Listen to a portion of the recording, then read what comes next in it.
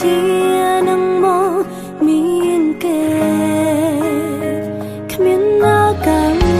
កែប្រែរាល់អតីតកាលនៃឈឺឆ្អែ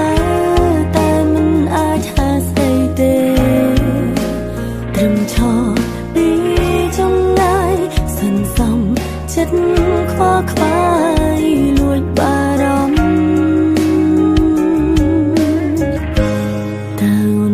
ធ្វើអ្វីដើម្បីប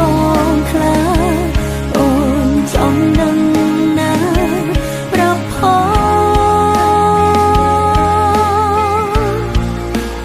កាចាក់ជាបងរៀនអូនរៀនចេះក្រោយបាត់បង់ស្នួនគ្មានបងដឹងខ្លួនថាឈឺចាប់ប៉ុណ្ណា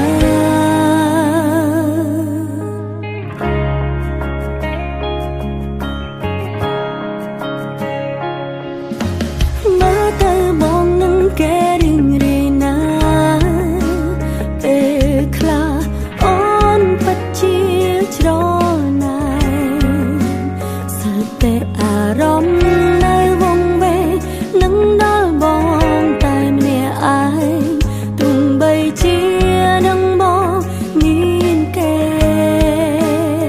គ្មានឱកាសកែប្រែរាល់អតីតកាលនៃឈឺឆ្អែ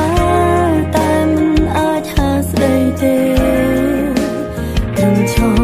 ពីចម្ងាយសន្សំចិត្តខ្វល់ខ្វា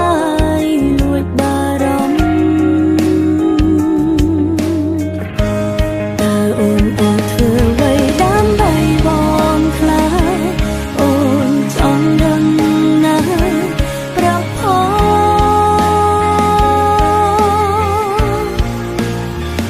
ចាក់ជាបងរៀនអូនរៀនចេះក្រោយបាត់បង់ស្នេហ៍គ្មានបងដឹងខ្លួនថាឈឺចាប់ប៉ុណ្ណាតើអូនអាចធ្វើអ្វីដើម្បីបងខ្លាចអូនចង់ដឹងណាប្រផ